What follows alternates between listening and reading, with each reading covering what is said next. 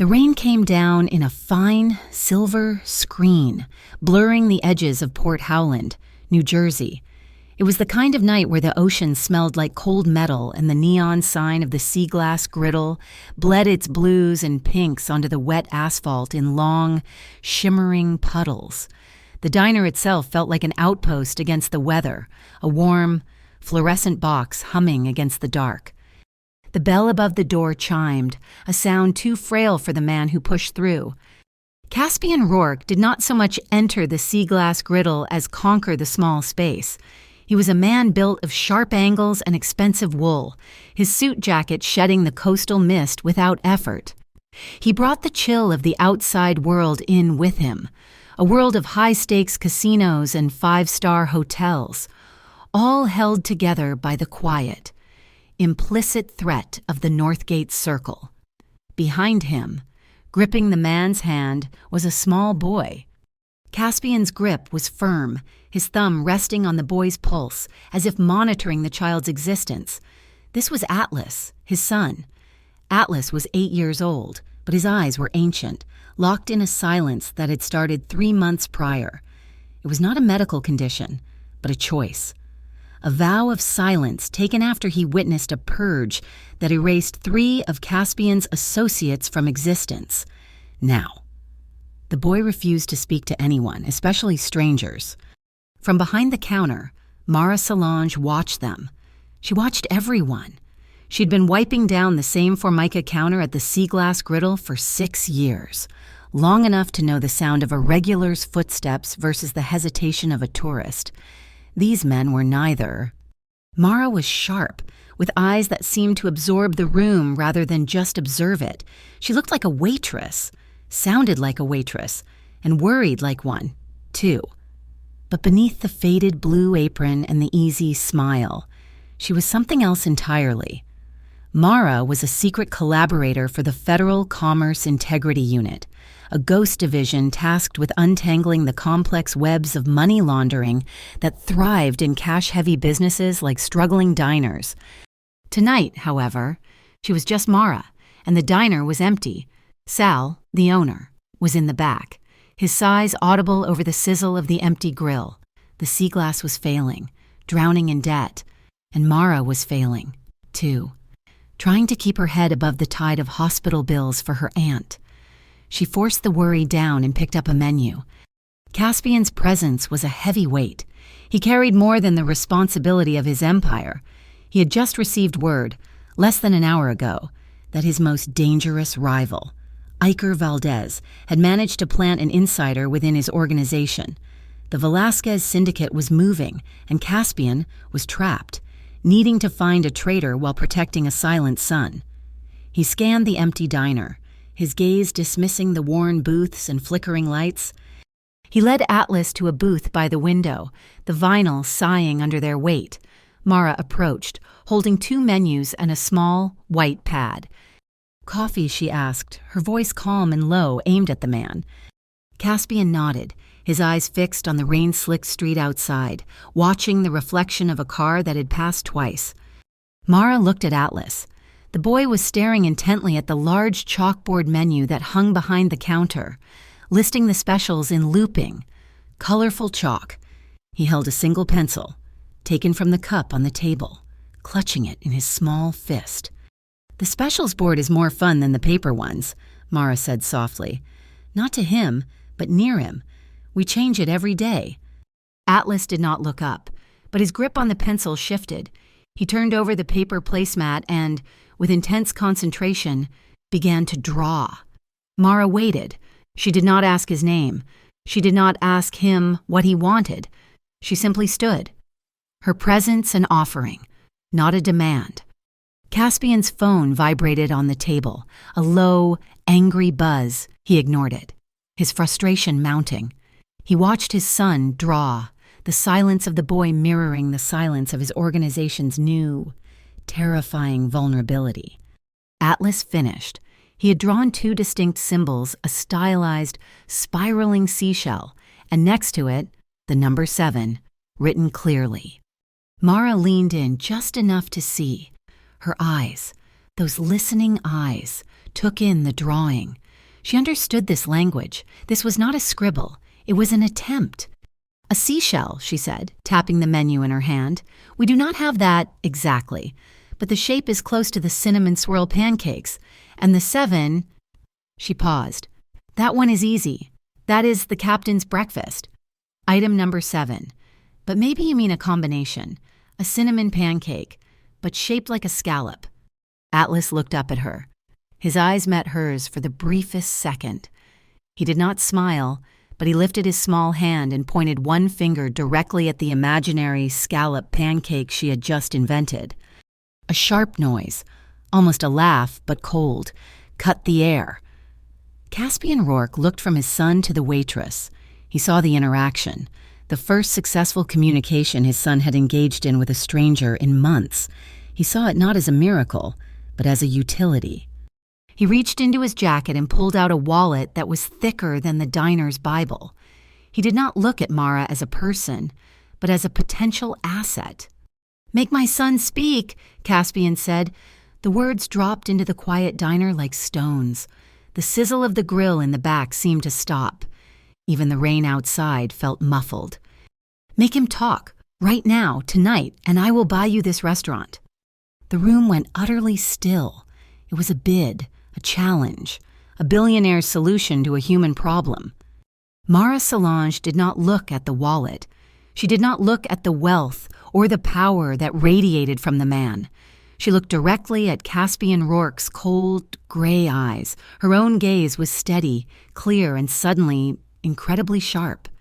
"Do not force him to speak," Mara said, her voice dropping to a whisper that carried more weight than his command. "Let him choose how to communicate." It was not defiance, it was a correction. And in that moment, as his power met her understanding, a different kind of contract was offered, one based not on money, but on a terrifying, mutual respect for the small, silent boy between them. Caspian Rourke's gray eyes narrowed, the skepticism warring with a desperate, unfamiliar flicker of hope. He watched Mara, this waitress who had just defied his wealth and his power with 5 simple words. She did not wait for his permission. Mara turned, her movements fluid and efficient, and walked to the back of the diner. She passed the swinging door to the kitchen, disappearing for only a moment. When she returned, she was not carrying the pancakes Atlas had indicated. She was carrying an old, red plastic cafeteria tray. On the tray was not food, but what looked like the contents of a child's desk drawer. There was a small, white magnetic board, its edges worn from use. There was a clear plastic bag filled with colorful alphabet magnets, and a small stack of laminated picture cards, a glass of milk, a sandwich, a smiling face, a frowning face, a small house. She called it the Quiet Kit. She placed the tray gently on the edge of the booth, near Atlas but not invading his personal space. She did not look at Caspian. She spoke to the air between them, her voice calm and low. "Sometimes the diner gets loud," she said, pulling a few of the alphabet magnets from the bag. "Words get stuck. These usually help." Caspian watched, his jaw tight. He had employed the best child therapists in the state, men and women with decades of experience in trauma, all of whom had failed to get Atlas to make a sound. Now, he was watching a waitress offer his son refrigerator magnets. Atlas, however, slowly uncurled his fist from the pencil. His eyes were fixed on the colorful letters. He extended one small hand and, with the delicacy of a bomb defusal expert, sifted through the pile. He ignored the pictures. He found a P, then an I, an E, an R. He placed them on the whiteboard, a small clack as the plastic hit the surface. Then he rummaged again, finding a single, red S, an E, a V, another E, and an N. He pushed the board forward, Pierseven. The air evacuated Caspian's lungs, the casual hum of the diner, the buzz of the neon, the drip of the coffee pot faded to a roar in his ears. He stared at the 2 words, Pier 7. It was not a random location. It was not a child's fantasy. It was one of his properties. an old, forgotten shipping warehouse on the industrial edge of Port Howland, supposedly empty for a decade, but it was not empty. It was where he kept the real ledgers, the original, hard copy incorporation papers for his hotel empire, the documents that proved his legitimate ownership before the Northgate Circle had ever become his shadow. And it was the location where, 3 months ago, he had met the men who were subsequently purged. He had believed Atlas was asleep in the back of the armored Bentley. He had assumed the ballistic glass and the soundproofing were enough to shield the boy from the world. He had been wrong. Mara saw the violent shift in the man's face, the color drained from his cheeks, his casual arrogance replaced by a raw, cold shock that looked dangerous. She stepped in immediately, drawing the focus back. She held up her hand to Atlas, extending her index and middle fingers and bending them slightly, like wings. "This is the seagull," she said, her voice soft. "It is the safety ritual. If you get tired, or you do not like the questions, or you just want us to stop, you show the seagull. It means, I am flying away. And we stop. No questions asked." She then looked directly at Caspian, her gaze firm. "You, too. If he shows you the seagull, the conversation is over. You respect the signal." Caspian, a man who had never respected a signal he did not command, found himself nodding. He looked at Atlas and slowly, feeling the foreignness of the gesture, he raised his own hand, mirroring the two-fingered sign. For the first time in 3 months, the thick, suffocating wall between father and son had a small door. Mara turned and went to fetch the coffee and a glass of lemonade, which she set down on a clean, soft kitchen towel, not a paper napkin. Atlas reached for the glass, his fingers brushing the warm, damp cloth, the sharp, clean scent of lemon from the polish Mara used on the tables, the specific softness of the towel, the gentle clink of the spoon against Caspian's mug. These sensory details landed on the boy, not as an assault, but as an anchor. Caspian watched it all. He watched the way Mara's movements were economical, her understanding of the boy's boundaries instinctive.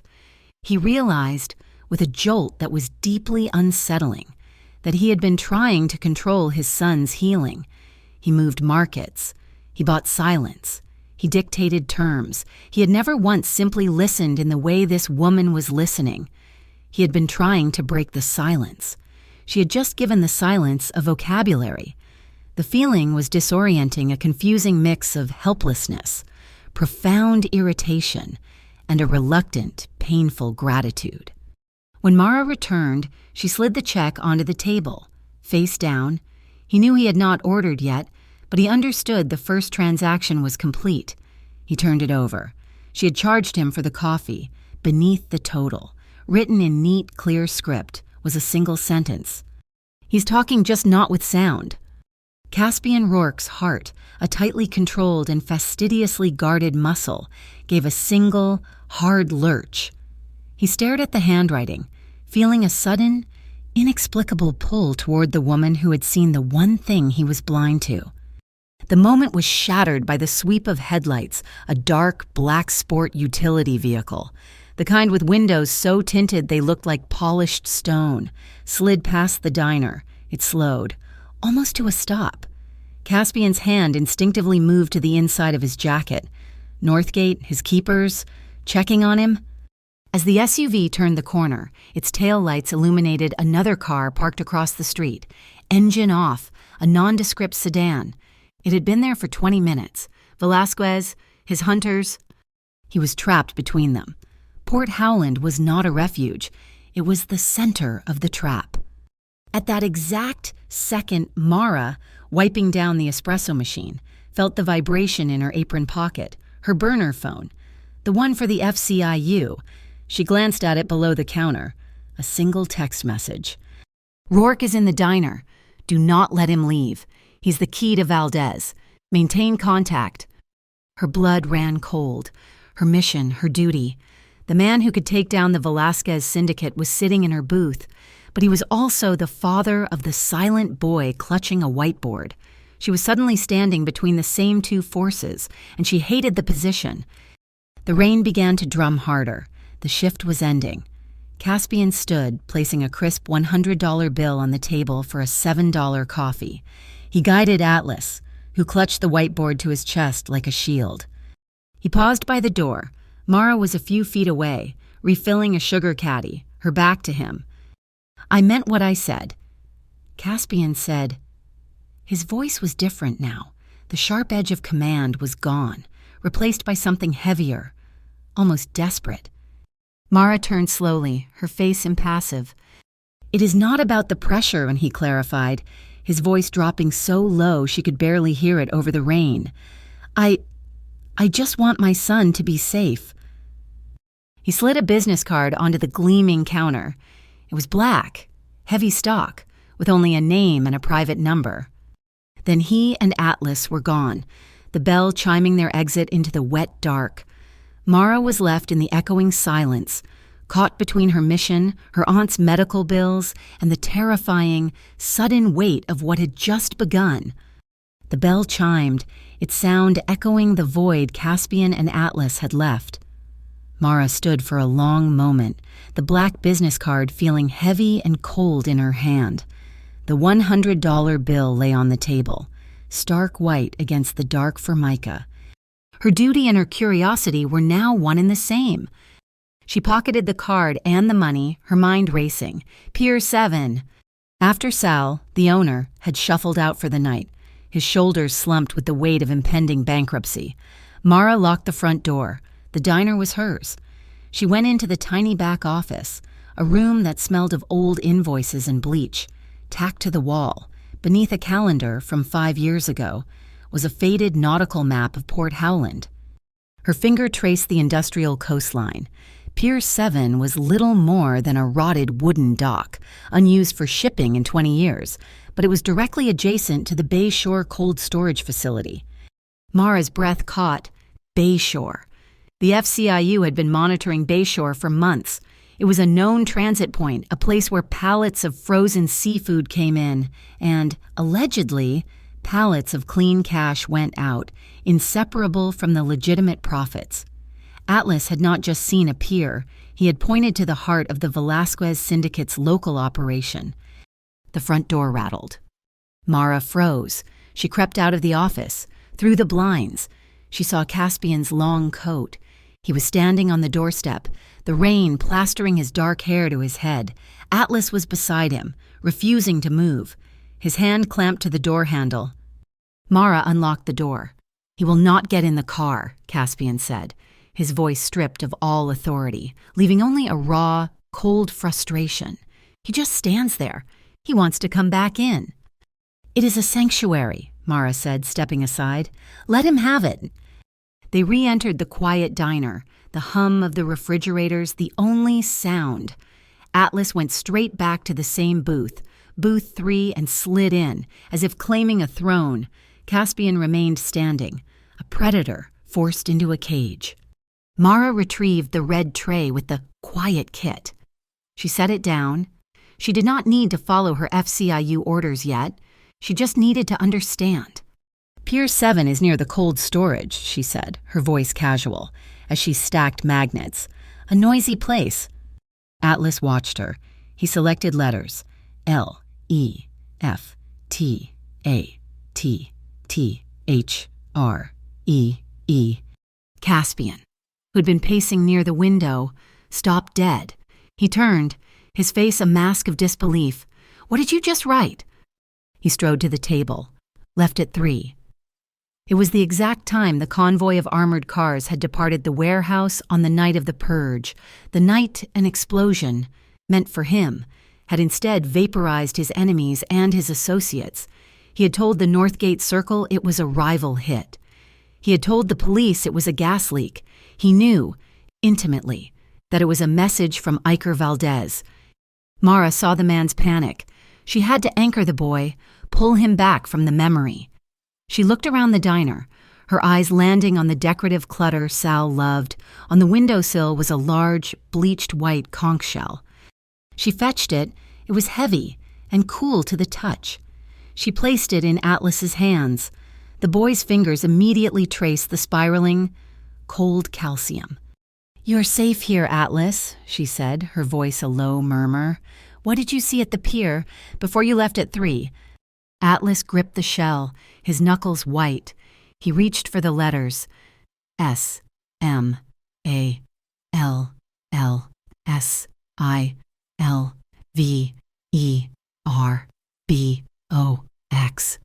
A small silver box. If Caspian had been shocked before, he was terrified now. He knew that box. It was not a toy. It was a custom-made mobile encryption safe, a Faraday cage a little larger than a cigar box. It held the hard drives containing the complete, unedited list of every Northgate Circle asset and every Vilas. He looked at Mara. "I'll be right back." He walked to the back, to the men's room, and locked the door. He braced his hands on the sink, his reflection staring back at him. Hollow-eyed, the list, the real list. If Velasquez got that box, Caspian Rourke would cease to exist. His hotels, his casinos, his entire legitimate enterprise, all of it would be incinerated in the resulting war. His pocket vibrated, his real phone. He pulled it out, an anonymous encrypted text. "Your secret is still in the sea glass griddle." He stared at the words. It was a lie. The box was gone. But someone wanted him here. Someone was playing a game, using his son as the board. When he returned to the dining room, the atmosphere had changed again. A new man was there, one who did not belong. He was built like a heavyweight, wearing a cheap suit, and he was leaning on the counter, talking to Sal, who had apparently heard them and come out of the office. "I am just saying," the man said, his voice a low rumble. "The kitchen setup, it is classic. I would buy the whole counter, as is, cash." This was Valdez's man. Caspian knew the type. Mara was already in motion. She was wiping the counter, a pot of coffee in her other hand. "More coffee, Sal?" she asked, moving between the stranger and the owner. As she did, her hand bumped a plate with a leftover pastry, and a smear of bright red strawberry jam coated her fingers. She grabbed a sheet of baking parchment, the kind used for cookies, and wiped her hand on it, her eyes fixed on the man. "This is a private discussion," the stranger growled. "This is a diner," Mara said flatly, not looking up from the mess she was cleaning. She was looking at his reflection in the chrome coffee urn. She saw his keys, the rental fob. She saw him glance out the window at his car. As he turned to leave, frustrated, Mara casually folded the jam-smeared parchment, the man's license plate number perfectly recorded in the sticky red smear. "Get out," Caspian said to the man, his voice low and final. The man's eyes widened, recognizing a different kind of predator. He was gone in a second. Sal was shaking. "Who are these people? First you, now him." "Sal," Caspian said, making a decision, "what do you owe on this place, the bank, the suppliers, everything?" It is over $60,000, Mr. Rourke. I am finished." "No," Caspian said. He pulled out his phone. "Give me the account numbers. I am paying it. All of it, right now." Sal burst into tears, a loud, racking sob of relief. Mara watched the transaction, her face grim.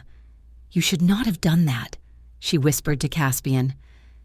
"I am clearing a debt." "You are lighting a beacon," she retorted. "A large, sudden, unexplained payoff. You just turned this diner from a ghost story into a target. You just brought the wolves right to the door." The sound of Sal's crying, combined with the earlier tension, was too much. Atlas clapped his hands hard over his ears, his small body tensing, the headphones forgotten in his bag. Mara reacted instantly. "Sal, in the office. There is a pair of green headphones. My old ones. Get them." Sal, wiping his eyes, hurried to the back and returned with a pair of heavy-duty, noise-canceling headphones. Mara gently slid them over Atlas's ears. The boy's shoulders untensed instantly. She looked at him. She crossed her hands over her chest, a clear, definitive gesture. "All done," she mouthed. "Enough." Atlas watched her. He slowly, very slowly crossed his own small hands over his chest. "All done." Caspian watched the silent exchange. He felt the weight of the night, the text in his pocket, the silver box that was now a ghost. He looked at his son, safe in this strange woman's care. Slowly, feeling the eyes of both Mara and his son on him, Caspian Rourke crossed his hands over his own chest. All done. A team, a strange, broken, terrified team, trapped in a diner as the storm raged outside and the real predators circled. Sal, emotionally drained and suddenly $60,000 richer, had been sent home. The closed sign was flipped, the deadbolt engaged, the rain still lashed the windows, isolating the sea glass griddle from the rest of Port Howland, turning it into a small, warm island. Atlas, protected by his green headphones, had taken the magnetic whiteboard to the back office, building a fort under Sal's desk, and was finally, blessedly asleep. The diner was silent, save for the hum of the coolers and the storm. Caspian Rourke stood in the middle of the room, a man of immaculate design, looking utterly out of place. He had not left. He could not leave. The text on his phone felt like a brand, and the empty space where the small silver box should be was a gaping hole in his world. Mara moved behind the counter, her body aching with exhaustion. She began the closing rituals, stacking the heavy ceramic mugs, wiping down the steel surfaces, refilling the salt shakers. Caspian watched her for a moment. "You should not be here alone," he said. "This is the safest place in the world for me," Mara replied, not looking up. "And right now, it seems it is for you, too. Besides, you paid the rent." He did not like the feeling of indebtedness. He moved, awkward in the confined space, picking up a heavy bag of pancake flour to move it from the floor to the shelf. The paper tore. A white cloud erupted, dusting the front of his $1,000 navy blue suit jacket. A curse, sharp and low, escaped his lips. He brushed at the flour, only succeeding in smearing it into the fine wool. And then, a sound that startled him more than the spill, Mara laughed. It was not a giggle. It was a low, tired, genuine laugh. "I do not think your tailor can fix that," she said. For the first time that night, Caspian Rourke smiled. It was a rare, hesitant expression that softened the hard lines of his face. It has seen worse. He continued trying to help. His movements stiff. He was a man who commanded. He did not do. As he tried to nest a stack of wet plates, his hand slipped on the porcelain, and the edge of a broken shard nicked the heel of his hand. A bright, perfect drop of red welled up. "Stop," Mara commanded, her voice firm. "You are more dangerous than the men outside." She took his hand. He let her. She led him to the small sink behind the counter, the water pressure low, the porcelain stained with tea. She turned on the tap, the water running lukewarm. She cleaned the small cut, her touch professional and impersonal. Yet his entire nervous system was acutely aware of the brush of her fingers. She pulled a small first aid kit from under the register. He sat on a stool, watching as she deftly applied antiseptic and wrapped a thin gauze bandage around his palm. The distance between them was nothing. He could feel the warmth of her hand through the thin layer of the bandage, a quiet, steady heat. "All my life," he said, his voice quiet. "People have tried to hurt me. No one has ever tried to patch me up afterward." "We all have our specialties," she replied, not missing a beat as she taped the bandage. "Mine is apparently cleaning up messes." She finished, but her hand lingered for a second too long. They were both aware of it. "I am hungry," she announced, breaking the spell. She moved to the grill, firing up the small gas flame. She found 2 slices of day-old bread, slathered them in butter, and sprinkled them with a thick layer of cinnamon and sugar. She toasted them on the flat top, the smell filling the diner. She drizzled them both with honey. "My aunt and I used to call this fancy toast," she said, sliding a plate toward him. "It was the 'we paid the electric bill' celebration meal." He took a bite. It was sweet, warm, and simple. They ate in silence, the quiet intimacy of the shared, mundane act more profound than any conversation. "My stepmother's casino," he said, his voice distant, staring at the half-eaten toast. She had a candy bar, a whole wall, floor to ceiling, of glass jars. I could have anything I wanted, but I was not allowed to touch any of it. I used to watch the other children, the children of the guests, pick out whatever they wanted. Mara listened, understanding the confession beneath the story, a life of proximity to everything and access to nothing. My aunt, Mara said, her own voice soft. Her heart is weak. The doctors say it is a valve, but I know what it is. It is a lifetime of worrying about money, worrying about me. I took this job, working nights. Then the FCIU approached me, all to build a wall around her, to make one safe place. 2 different histories, 2 kinds of prisons, both of them bound by a deep, aching desire for safety. Mara stood to clear the plates. As she walked past him, her shoulder brushed his. He inhaled, and the scent that had been a faint trace earlier was now clear bergamot and something like clean rain. He stopped her, his hand moving before he had given it permission. He did not grab her arm. He just touched her shoulder, his fingers gentle. "You have flour," he said, his voice thick. She froze. It was right. A white smudge, transferred from his suit, was on the curve of her shoulder. He asked with his eyes, a silent question. She gave a small, almost imperceptible nod. He brushed the flour away, his fingers lingering on the cotton of her uniform, the warmth of her skin radiating through. He did not pull away.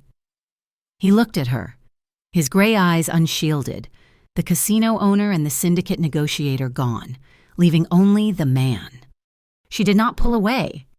He leaned in, slow, giving her every chance to retreat. She held her ground, her eyes locked on his.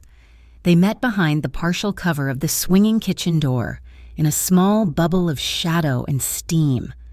The first touch was not a kiss. It was a press of his forehead against hers, a shared breath, a mutual surrender. Then, his lips gently found hers. It was not the desperate, claiming kiss of his world. It was a question, a promise. It was hesitant, then, as she responded, it deepened, a soft, yielding pressure. His hand moved from her shoulder to the small of her back, not pulling her closer, just resting there, a point of anchor.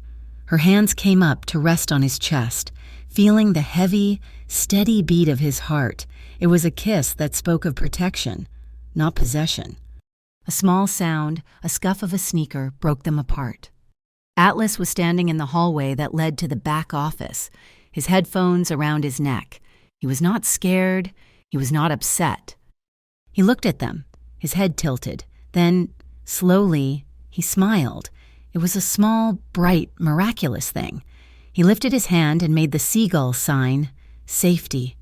They moved apart, but the connection remained, a tangible thing in the air. "Do not use money to buy his voice," Mara whispered, her voice still shaky from the kiss. "Give him a reason to want to speak." Caspian looked at her, then at his son. "I will learn," he said. The words, a new kind of vow, hung in the warm, cinnamon-scented air. And then his phone vibrated on the counter. The other phone, the encrypted one. He looked at the message. His face hardened, the brief moment of peace shattered, the cold steel returning to his eyes. "One of my men," he said, his voice flat, "the one guarding my hotel's financials, he just disappeared, the insider." The wolves were no longer at the door. They were inside the house. The morning did not break. It seeped into the diner, a gray, watery light that offered no hope. The kiss, the promise, the fragile moment of peace, all of it had been consumed by the news of Caspian's missing employee. The insider was not just a ghost. He was active, and he was close. They had spent the remainder of the night in shifts, watching the street, but Port Howland remained stubbornly quiet. Atlas was asleep again, bundled in Sal's office. At precisely 8 o'clock, a sharp official knock rattled the front door. Mara peered through the blinds. A white utility van was parked at the curb, its logo a generic blue flame proclaiming it was the Port Howland Gas Company. 2 men in blue uniforms stood on the steps. one holding a metal clipboard. "Ma'am," the first one called out, his voice loud, "we have a report of a significant gas leak. We need to shut the building down for a full inspection." Caspian, moving from the shadows of the kitchen, shook his head. "It is a pretext. Sal's lines are new." As if on cue, Mara's pocket vibrated. The FCIU phone. A new text. "Operation Undertow is live. Cooperate with the utility team. We are installing eyes." Mara's blood ran cold. They were not asking. She met Caspian's gaze. "It is my people," she said, her voice flat. "They are not here to inspect the gas. They are here to install cameras." She opened the door. The men were efficient, their movements too precise for utility workers. They planted microscopic lenses in the light fixtures, a pinhole camera in the molding above the chalkboard, and another in the exit sign. The sea glass griddle, once a sanctuary, was now a fishbowl. They finished, slapped a large, yellow, temporarily closed sticker on the front door, and left. "Now we are truly trapped," Caspian said, watching the van pull away. "Not if we move faster," Mara said. The diner was closed. She had time. She went to Sal's office, Caspian following. She ignored the new cameras. She went straight to the filing cabinet and pulled the thick binder of recent invoices. "You said the secret was in the griddle," she said. "You just paid its debts. You lit the beacon. Valdez is here. Your insider is active. My people are watching. What is the connection?"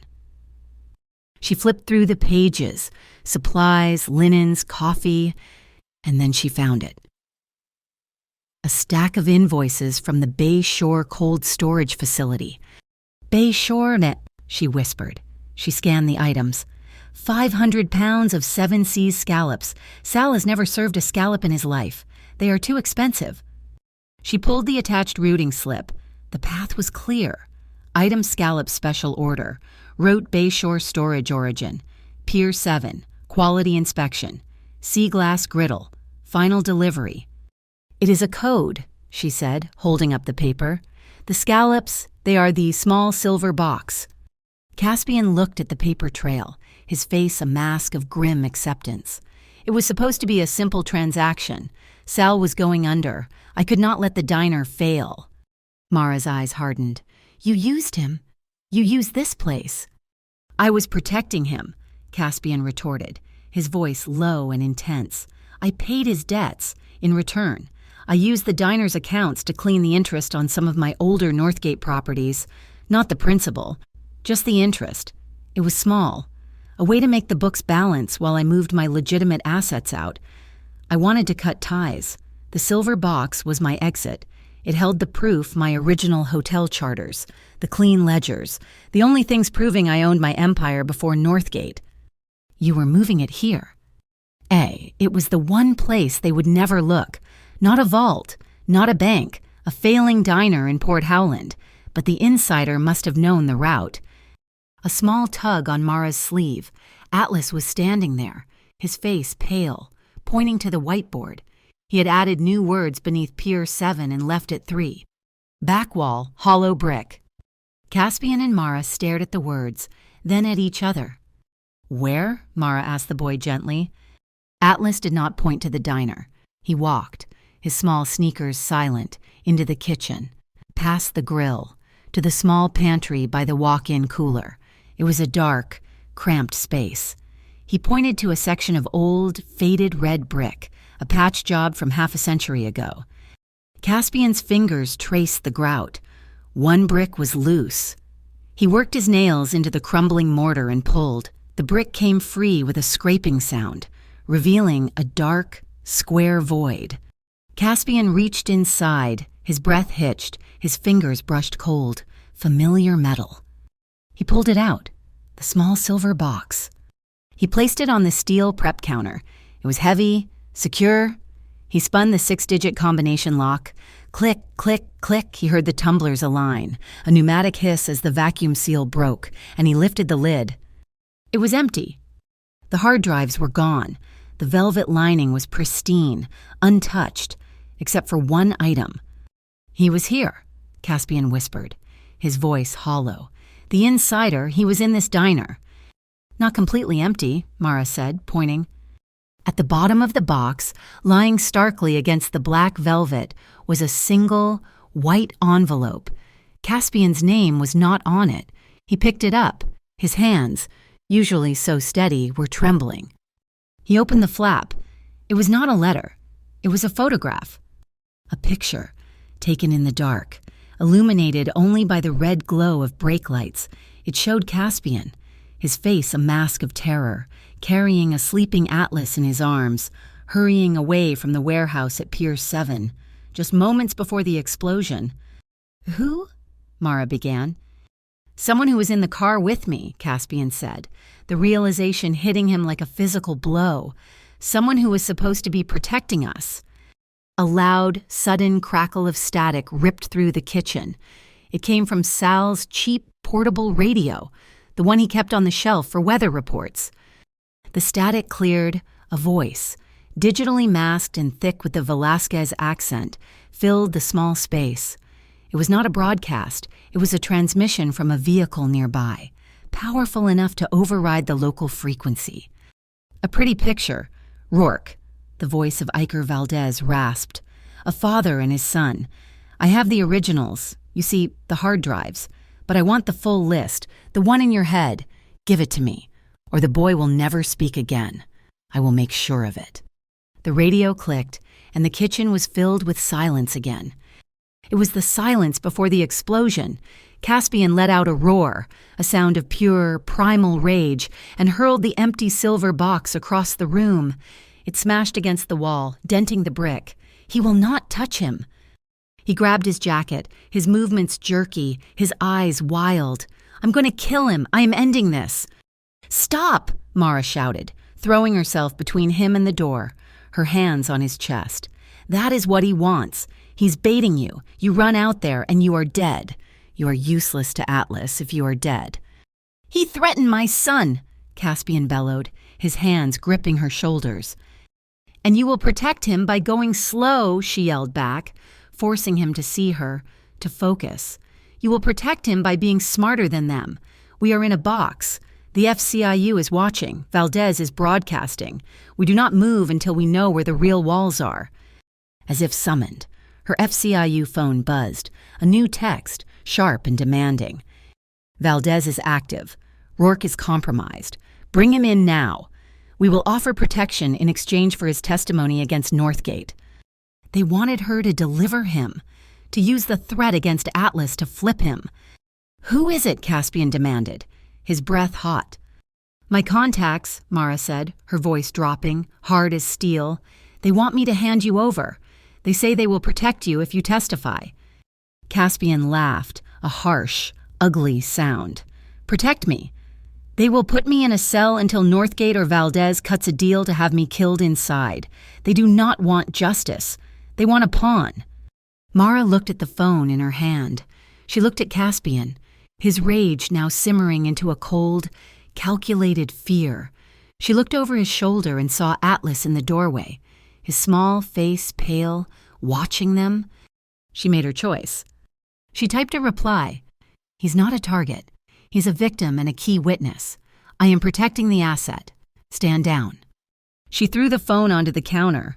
"They are not getting you." Caspian stared at her. The defiance, the absolute loyalty from a woman he had met less than 24 hours ago, shook him to his core.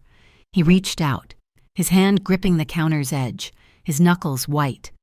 "If I survive this," he said, his voice raw and heavy, "when this is over, I am buying this restaurant." Mara did not look away. "For Sal." "No," Caspian said, his eyes holding hers. "For you." Mara shook her head, a small, sad smile touching her lips. "Do not make promises in a storm, Caspian. Most of them get washed away." The promise to buy the restaurant hung in the air, a fragile piece of hope in a room thick with poison. Iker Valdez's voice, though gone from the radio, echoed in the kitchen. They could not stay here. The sea glass griddle was no longer a sanctuary. It was a target, a fishbowl, a trap. "The man at the counter," Mara said, her voice sharp, all business. "The one who wanted to buy the kitchen. He was Valdez's." She pulled the folded piece of baking parchment from her apron pocket. The jam had dried, preserving the smudged imprint of the license plate. He was driving a rental. "I can track it," Caspian said, the cold, calculating energy returning to him. He pulled out his personal phone, not the encrypted one. He had an app, a simple tool for his security detail, that could access databases, both public and very private. He typed in the plate number.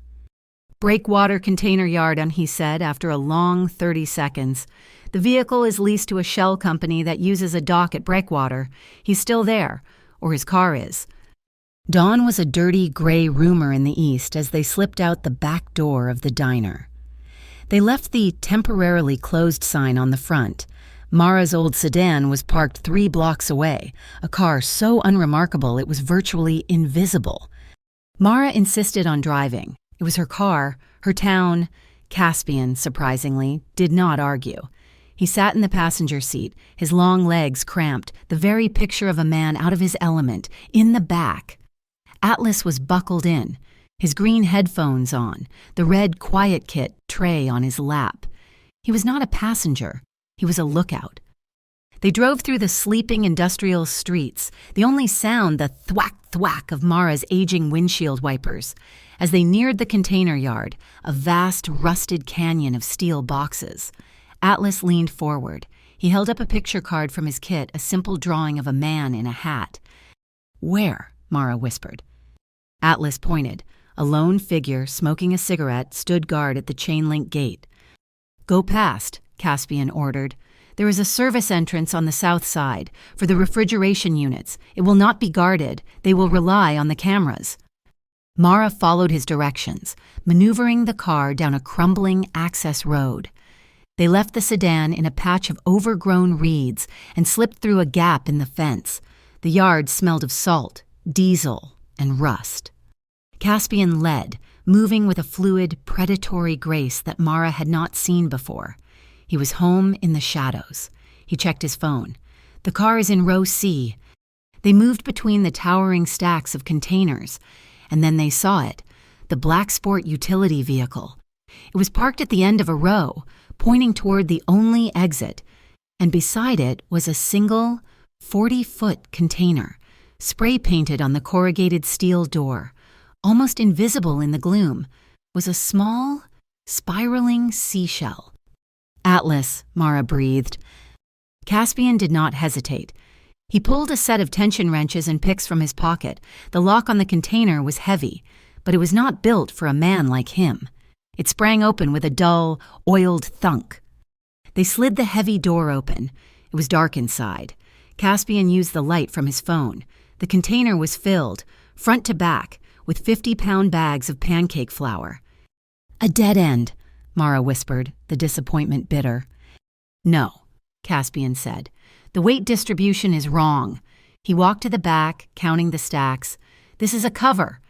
He pushed against the back wall of the container. It did not budge. He knelt, running his hands along the floor. His fingers found a seam. "It is a false bottom," he said. He pried it open. Beneath was a small, hollow space, and inside it, a secondary safe, bolted to the container floor. It was at that exact moment that the yard lit up. A piercing klaxon alarm shattered the dawn. Floodlights on high masts snapped on, bathing the yard in harsh, white light. Shouts echoed from the gate. "They knew we were coming," Caspian snarled. "It was a trap." A security camera, mounted on a nearby light pole, swiveled toward them, its red light blinking. "No, it was not," Mara said, her mind racing. She saw a half-empty can of red spray paint on a nearby workbench. She grabbed it, ran to the edge of the container, aimed, and sprayed the lens, blinding the camera in a cloud of crimson. 2 men appeared at the end of the row, guns raised but not yet aimed. "Get Atlas," Caspian said to Mara. He stepped out into the open, his hands raised slightly, palms open. He looked relaxed, almost bored. "Gentlemen," he called out, his voice carrying in the sudden quiet, "I believe you have something that belongs to me. Its value has just depreciated. Perhaps we can discuss a new arrangement before Mr. Valdez is inconvenienced. It was a perfect street negotiation, a stall tactic designed to confuse and create a moment of hesitation. The men looked at each other, uncertain. From the shadow of the container, Mara watched, her hand locked on Atlas's. She saw more movement to their left, a flanking team. Atlas saw it too. He squeezed her hand, then lifted his own, making the two-fingered seagull. Time to go. Caspian, Mara yelled. He did not need to be told. He kicked a heavy stack of wooden pallets, sending them cascading toward the two men, and dove back. Mara grabbed Atlas's hand, and they ran. They plunged into the maze of containers, their footsteps pounding on the gravel. Mara and Atlas's hands locked, their heartbeats a single, frantic rhythm. The shouts behind them grew louder. Then came a new sound, a high-pitched electronic whine. A black drone, small and fast, zipped over the top of a container, its red eye fixing on them. It hovered, then descended, blocking their path. "Keep going," Caspian yelled. He spotted a thick anchor rope coiled on the ground, used for lashing cargo. As the drone dipped lower, he grabbed the end of the rope and, with a powerful, one-handed throw, whipped it into the air, the heavy, knotted end tangled in the drone's rotors. There was no blood, no explosion, just a sharp metallic crack and a frustrated ch-ch-ch as the drone was yanked off balance. It slammed into the side of a steel container and fell, sparking and dead. They did not look back. They ran, fueled by adrenaline, back to the car, back to the relative safety of the locked diner. They stumbled in through the back door, Mara slamming the deadbolt for a full minute.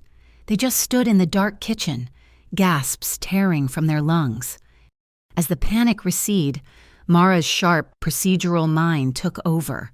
She was breathing hard, her eyes scanning the kitchen, looking for anything out of place, anything the FCIU cameras might have missed. "Caspian," she said, her voice quiet. He was leaning against the wall, his eyes closed. He opened them.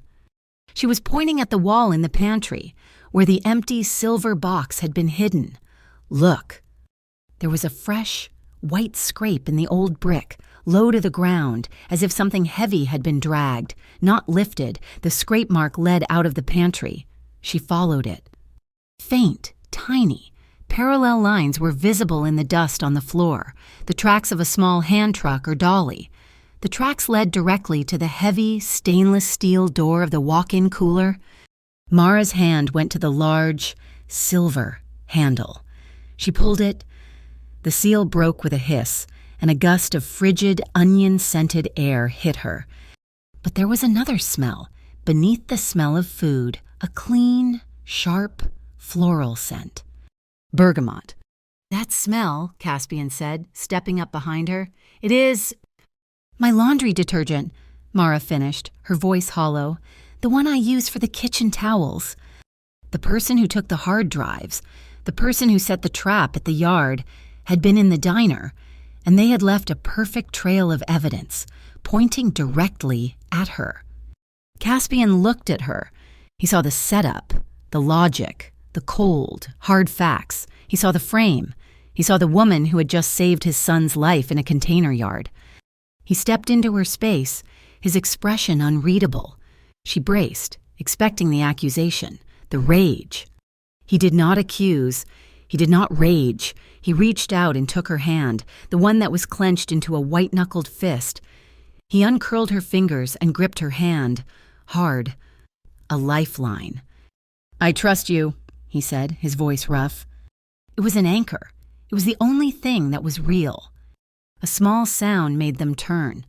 Atlas was standing at the entrance to the dining room. He walked to booth 3, the booth where the FCIU had wanted Mara to plant a bug. He reached onto the table and began to spell. His fingers, which had been trembling, now steady and deliberate. B-O-O-T-H-T-H-R-E-E. Mara and Caspian stared at the words. "Booth 3, Mara whispered, the blood draining from her face as the connection fired. "My handler. He told me to plant the bug there. He said it was a blind spot. The implication was a cold, physical shock. The insider, the one with the hard drives, the one who knew their every move, was not Northgate. He was not Velasquez. He was the FCIU. The revelation that the FCIU was the source of the betrayal, the insider, the thief, settled over the diner like a shroud. It was worse than Valdez, worse than Northgate. This was a wound from a protector, a sickness from the cure. That night, they did not try to leave. The temporarily closed sign was a mockery, but the storm was real, a driving, horizontal rain that turned the streets of Port Howland into black rivers. The sea glass griddle was their ark and their prison. Mara had built a fort for Atlas in the back booth, the one least visible from the windows, using stacked cushions from the other benches. He was asleep inside it, a small, breathing mound under 2 clean kitchen towels, his headphones lying beside him, the battle over for the day.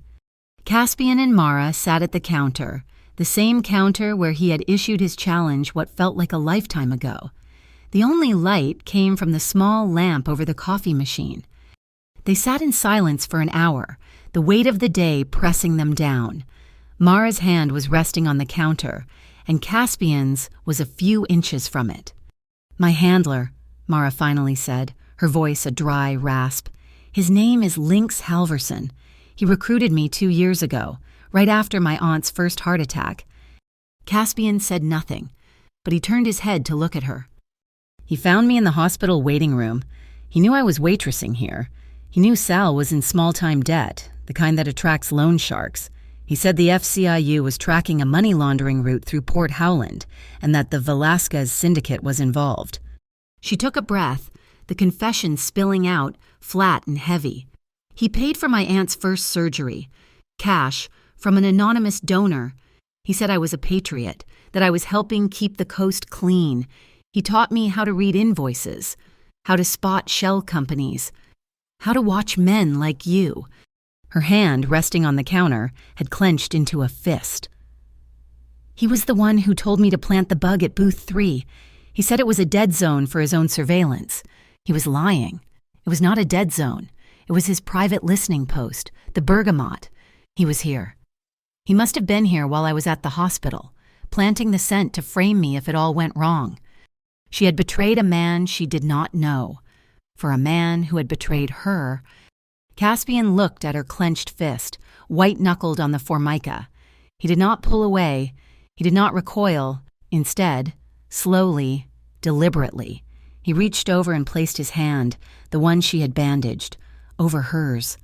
His palm was warm, his grip steady. He did not speak. He just covered her hand, his pulse a calm, steady beat against her skin. Tears she had not realized were coming pricked her eyes. She leaned her head forward, resting her forehead on their joined hands, and took a shuddering breath. After a long moment, he spoke, his voice a low rumble. "You are not a patriot, Mara. You are a survivor. He used your one weakness, your love for your aunt, to get what he wanted. That does not make you a criminal. It makes him the monster." He squeezed her hand. "Now we take him down." She looked up. The air was thick with exhaustion and a new, fragile intimacy. There was no music. The only sound was the rain hammering the roof, a frantic percussion. He stood, pulling her gently to her feet. He did not lead her. He simply stood in front of her, in the small open space between the counter and the kitchen door, and looked at her. She understood. She stepped into his space. And they danced. It was a slow, shuffling two-step, a movement of shared grief and exhaustion. There was no music. Her hands rested on his shoulders. His hands found the small of her back. They moved in a small circle, their feet scuffing the linoleum. She rested her forehead against his chest, inhaling the scent of his wool suit, now faintly tinged with cinnamon and coffee. He lowered his head, his forehead coming to rest against hers. His breath was warm. The world outside, the cameras on the walls, Lynx, Valdez, it all dissolved, leaving only this, the warmth spread from his hands, through her back, a profound, steady heat. "If you let me," he whispered into her hair, his voice hoarse. "I will be the wall you lean on. I will not break." She smiled against his skin, her own whisper a fierce reply. "And I will be the voice you do not have, the one that says no." He tilted his head back, just enough to see her eyes. Her hand came up, her fingers tracing the hard line of his jaw, the faint stubble of a night without rest. His hand moved up her back, his thumb stroking the base of her neck. The kiss, when it came, was a mutual decision. It was deeper than the first, a slow, certain press of lips that spoke of acceptance and a shared fate. It was a promise of allegiance. His hand held her, secure and respectful, and hers held him, grounding him, their breathing, which had been tight with fear, now synced, a quiet, shared rhythm. Mara knew the cameras were offline. After the FCIU team had left, she had gone to the back office and accidentally reset the diner's main internet router, cutting the feed for what she would later claim was a technical glitch. But even in that darkness, in that stolen privacy, they both knew the line. They pulled apart, not with a sense of loss, but with a sense of purpose. The kiss was a seal, not a surrender. "We clean this place," Caspian said, his voice firm. "For real." Mara nodded. "We make it ours. We make it the place this ends, and the place we begin." A small scuff, the sound of a shoe on the floor, came from the dining room. Atlas was standing by his pillow fort, his eyes wide. He had seen them, not in a passionate embrace, but in the quiet, profound after. He saw them standing together, a unit. He looked at Caspian. He looked at Mara. He did not use the letterboard. He lifted his hands. He pressed the tips of his index fingers and thumbs together to make a circle, then held his other hand, palm flat, beneath it, home. Then he splayed the fingers of both hands and brought them together, interlacing them. Mara did not know the sign, but Caspian did. It was a sign he and Atlas's mother had used, family. Caspian looked at his son who had seen so much horror, and he felt his own walls, the ones he had built for 30 years, crumble. He did not nod. He splayed his own fingers and mirrored the sign back to his son. Family. Atlas smiled, a real, wide smile, and climbed back into his fort, pulling the towel over his head. The moment of peace was absolute. And then, a phone buzzed on the counter, the encrypted one. Caspian picked it up, a new message from an unknown sender, the ultimatum. Reopening day, Friday night. It was Wednesday. Bring the small silver box to the diner, the real one, with the drives, or sea glass, and everyone in it, sinks. The ultimatum was a death sentence with a deadline, Friday night. They had less than 48 hours. The temporarily closed sign was torn down. Mara, in a flurry of nervous, focused energy, began to prepare for the reopening. But this was not about food. It was about war. She took one of the diner's paper placemats, the one with the cartoon map of Port Howland, and flipped it over. With a black pen, she began to sketch a new map, the interior of the sea glass griddle. This was her battlefield. "The FCIU cameras are here, and here," she said, tapping the light fixture over the counter, the molding, and the exit sign. "Lynx planted them. He thinks he is watching everything." "Can you disable them?" Caspian asked. He was on his phone, his voice a low, urgent murmur, talking to someone he trusted. "No," Mara said. "I'm going to use them. He thinks he is watching us. He does not know we are watching him. He thinks booth 3 is his blind spot, the place he told me to plant a bug. So that is where we will let him meet Valdez. We will make it a fake blind spot. I will put a mirror on that wall." She pointed. "A new special menu, angled just right. I will be able to see the entire booth's reflection from the kitchen pass." She drew the sight lines.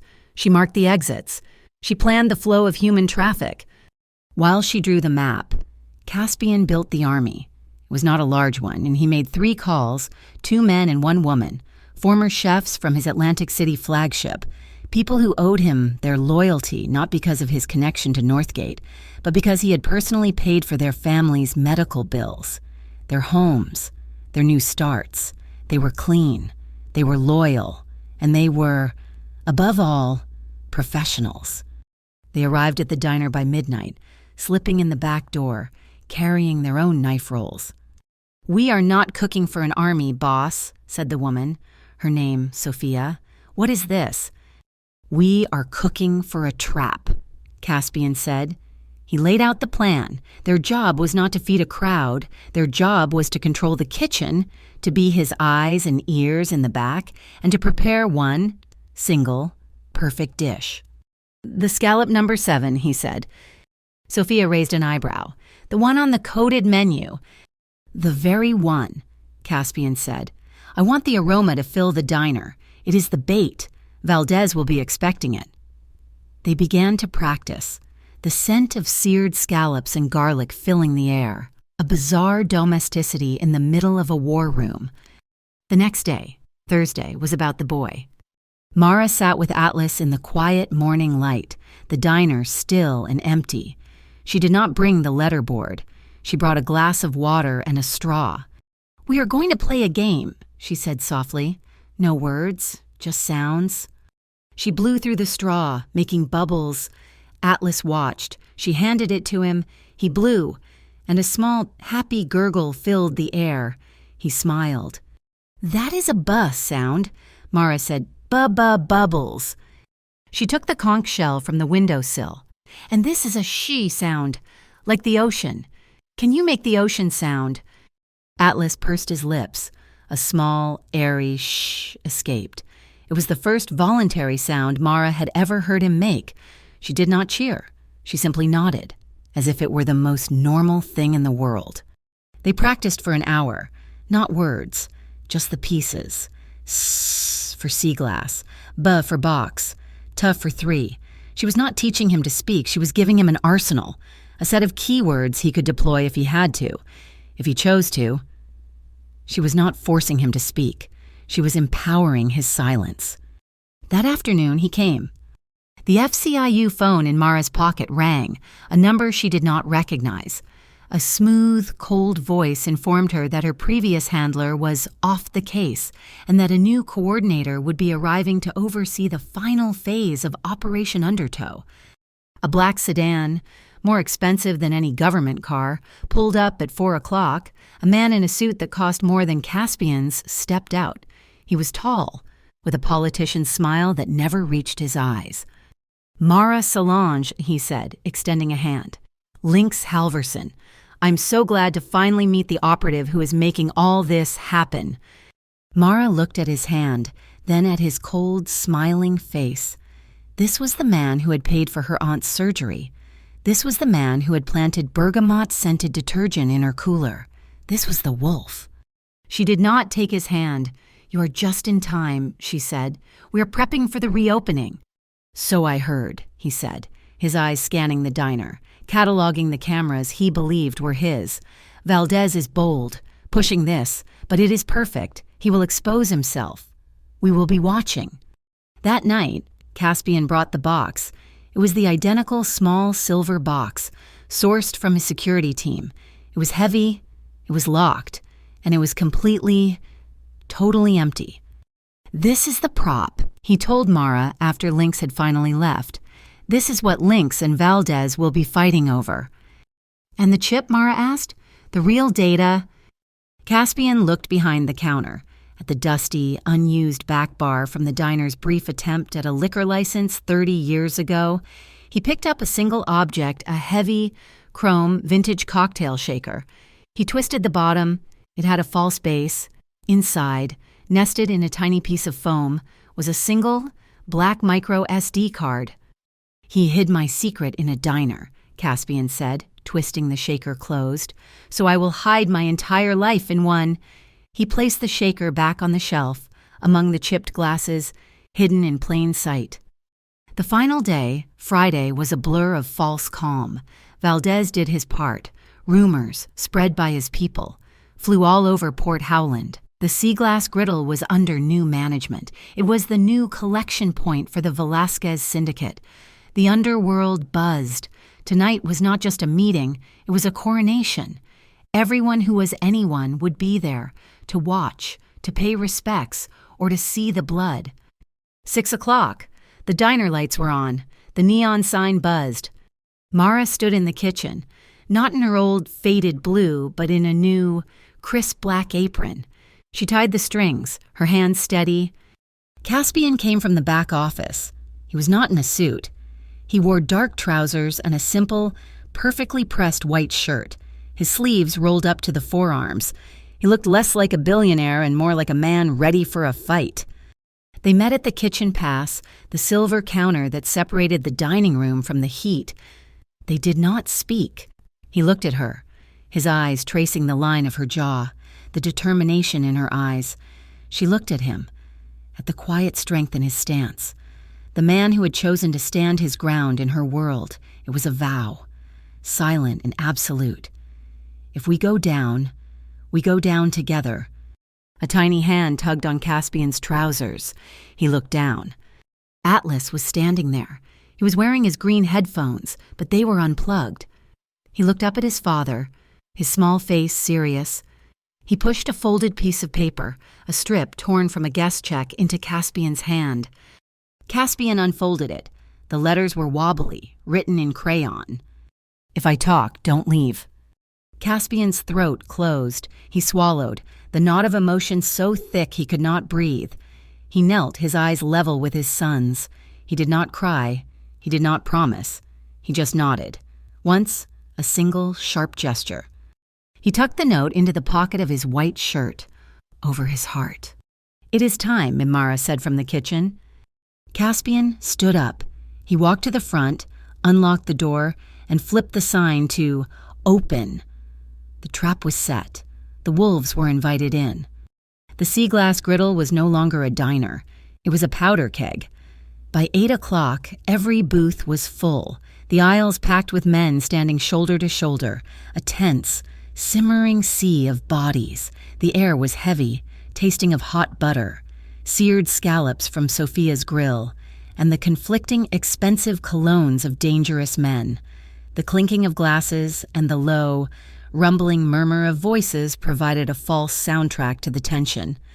Mara, navigating the crowd with a tray of water glasses she had no intention of serving, saw the lines drawn in the corner booths, Valdez's lieutenants, recognizable from her FCIU files, near the door. Men who were too fit, their suits too plain, their eyes too active. Lynx's federal agents, pretending to be diners, and mixed between them. The vultures, local business owners, and shadow investors who had heard the rumors about Valdez and had come to see which way the wind was blowing. Lynx Halverson caught her by the elbow near the kitchen pass, his grip proprietary, his smile a cold, sharp line. "Valdez is on his way," he whispered, his voice urgent. "I need the box. Bring it to the back office. Now. It is the only leverage we have." "I cannot," Mara said, her voice tight with a practiced, false panic. "The dishwasher just backed up. There is water all over the pantry floor. I am trying to keep it from flooding the main room." Lynx's eyes flared, frustrated by the mundane plumbing problem that was interfering with his grand betrayal. "Fine. Fix it. But the moment he walks in..." The bell on the front door chimed, and a sudden, profound silence fell over the room. Iker Valdez entered. He was not a brute. He was immaculate. A silver-haired shark in a custom-tailored suit, his presence commanding the space without a single word. He moved through the crowd, which parted for him instinctively. He did not look at Lynx. He did not look at the feds. He walked directly to booth 3, the trap, the blind spot, and slid gracefully onto the vinyl. He looked at Mara and smiled. The scallop number 7. Mia. I have heard so much about it, and, he added, tapping the empty space on the table, I believe there is a gift waiting for me. He is not getting it yet, Caspian's voice boomed from the counter. He clapped his hands, and a few people startled. He had the room. "Gentlemen, welcome as the new, patron of the Sea Glass Griddle. I wanted to thank you all for coming. In fact, to celebrate this grand reopening, we are starting the Port Howland Harbor Fund. A confused murmur. Half the room, the gangsters scowled. The other half, the legitimate faces, looked intrigued. And to kick it off, Caspian continued, his voice the smooth, persuasive cadence of a casino host. We are going to auction off the first official meal.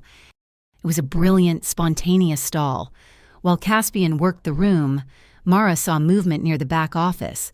Atlas, who was supposed to be hidden, was peeking out. His face was pale. He was clutching the white conch shell to his chest. He was shaking. He lifted a small, trembling finger and pointed, not at Valdez, but at the kitchen door. Two of Valdez's men, ignoring the auction, were slipping into the kitchen, heading for the back, heading for her chefs, heading for the fuse box. Mara met Atlas's terrified gaze across the room. She gave one sharp, definitive nod, the seagull. Plan B. Atlas vanished back into the office. This farce is over, Lynx snarled. He strode forward, flanked by his two agents. Caspian Rourke.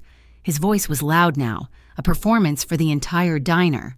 You are under temporary arrest by the Federal Commerce Integrity Unit on suspicion of commercial fraud. Caspian turned, his face a mask of calm. I'm not aware of any charges. Agent Halverson, I will, of course, need to speak to my lawyer. Lynx laughed, a short, ugly sound. He held up a folded document. This is your warrant, and as for your lawyer... He leaned in, his voice dropping to a vicious whisper. The law tonight is me. How disappointing. Iker Valdez's voice cut through. All this theater and no gift. Caspian sighed, as if bored. He nodded to Sophia in the kitchen. She emerged, carrying the heavy, small silver box on a clean silver tray. She placed it in front of Valdez. Valdez ran his fingers over the engraving.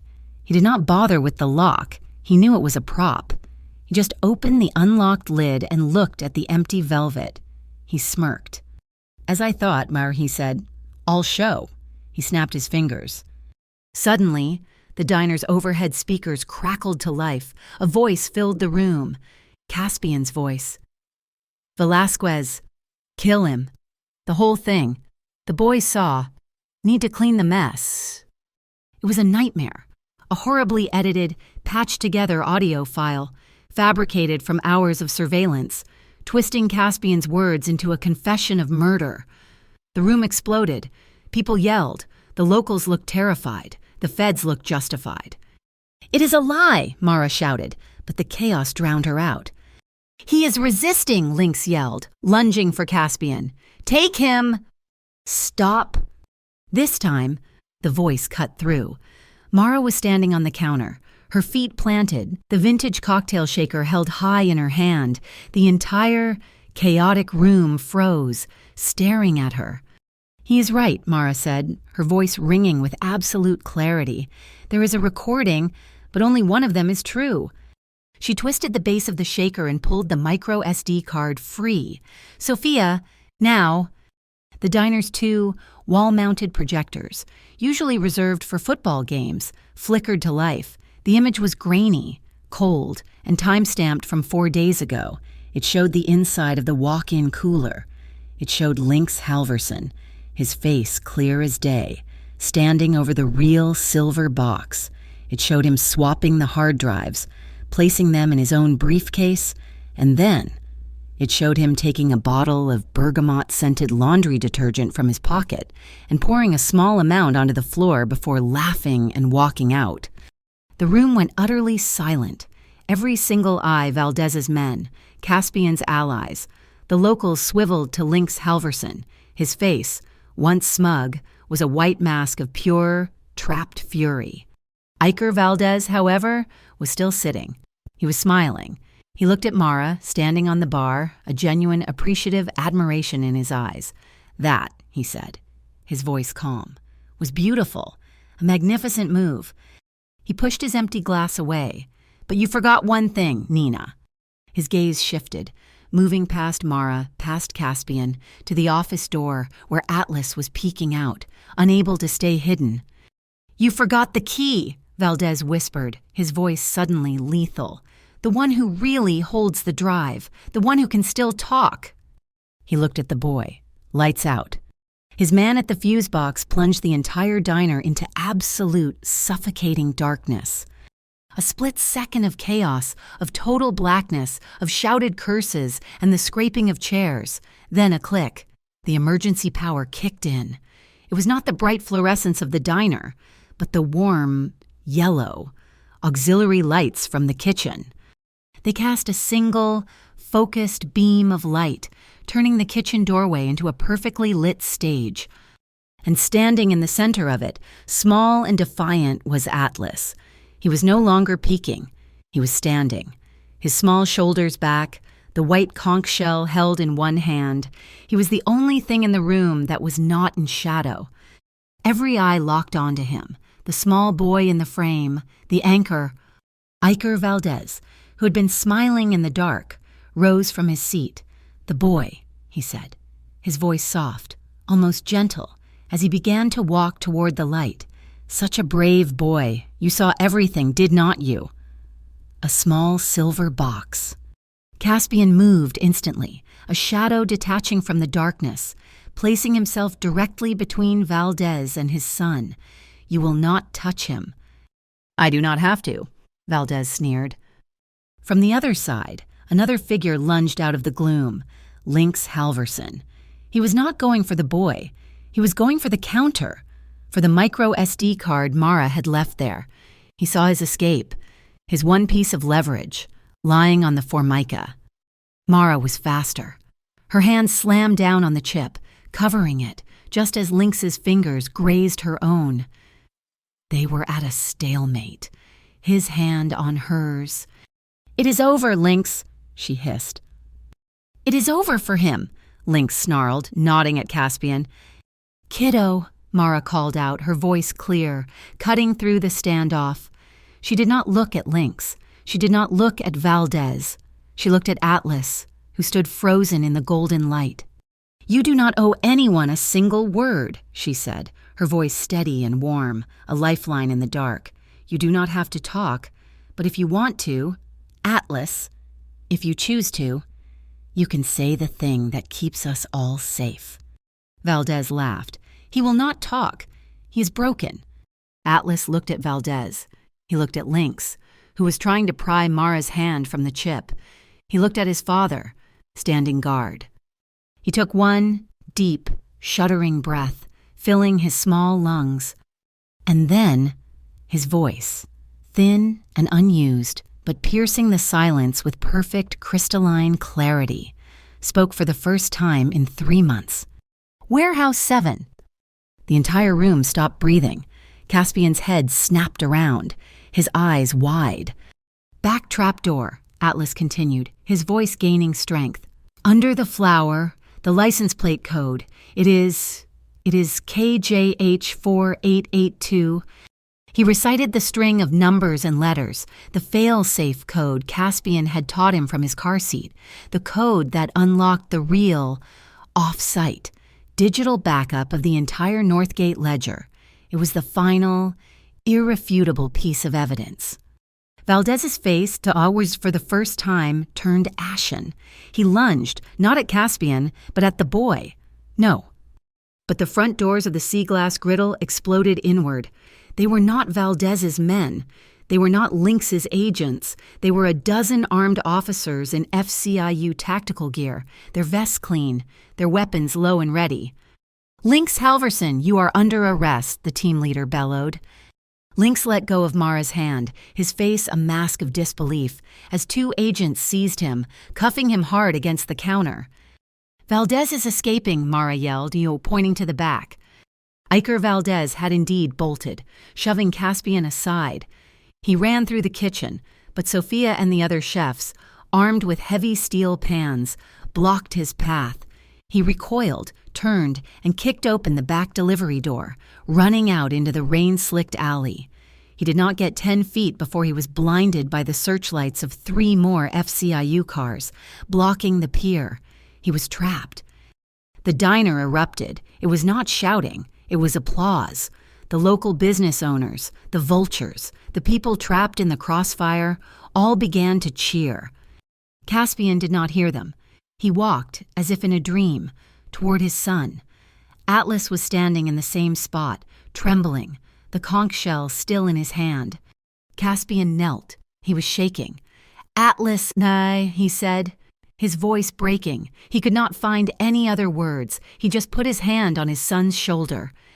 "I am here, Dad," Atlas whispered, his small voice thick with tears. He looked up at his father, his eyes clear. "Do not leave." Caspian pulled him in, burying his face in his son's hair, his body racked with a single, profound "I am not leaving," he whispered, his promise absolute. "I am here." It was the first real conversation between father and son. After the room had cleared, after Lynx was gone and Valdez was in custody, Caspian Rourke turned to Mara.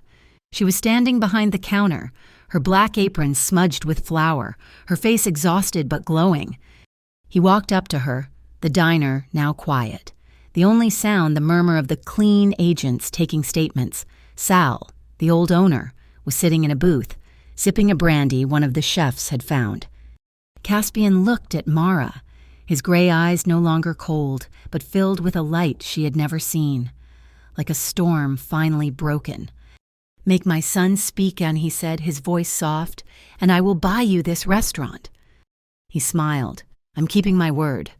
He looked over at Sal. "Sal, your asking price, right now." Sal, half in shock, just laughed and scribbled a number on a napkin. Caspian did not look at it. He pulled out his phone and made the transfer. In the middle of the diner, surrounded by the cheers of the remaining agents and chefs, Sal signed the deed over on the back of a placemat. Later that night, long after the last police car had gone, the rain returned. The diner was closed, but it was not empty. In the kitchen, quiet except for the sound of the rain on the roof, Mara was wiping down the clean, steel counter. She heard his footsteps, but she did not turn. Caspian came up behind her. He did not touch her, not at first. He just stood there, his presence a warmth at her back. Then, his arms came around her waist, pulling her back against his chest. He was still in his white shirt, and she leaned into him, her head resting on his shoulder. He bent his head, his forehead coming to rest against her hair. She smelled of bergamot, but this time, it was not a trap. It was just her. "You saved us," he murmured against her skin. "We saved each other," she whispered. He turned her in his arms, and his kiss was deep and slow and final. It was a kiss of profound gratitude, of a shared future. His hands were clasped with hers, their fingers interlaced, their breathing slowed, becoming one single, shared rhythm. They stopped, not because they wanted to, but because a small figure ran into the kitchen, waving a piece of paper. Atlas ran to them, his face bright. He was not carrying the letterboard. He was carrying a crayon drawing, a picture of the diner with 3 stick figures in front, at the top in wobbly letters. He had written Rourke Solange Family Seaglass Open Daily. The Seaglass Griddle did reopen.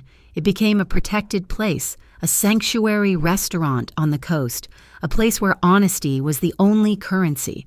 The Federal Commerce Integrity Unit, under new leadership, was reformed, the Northgate Circle. Its power broken by the data on Caspian's chip, dissolved into infighting.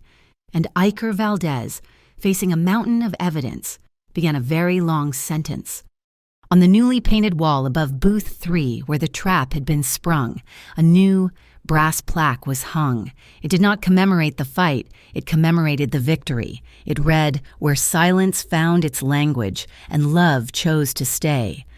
The next morning, the sun finally broke over Port Howland, and the first rays of light streamed in, illuminating the words, "And the start of a new life." Thank you so much for listening to this story. I would love to connect with you. So please comment below and let me know where you are listening from, and share your thoughts on Caspian and Mara's journey. Please subscribe to my channel, Mafia Boss Story, and like this video. It would also be a huge help if you would support us by pressing the hype button, so this story can be heard by even more people.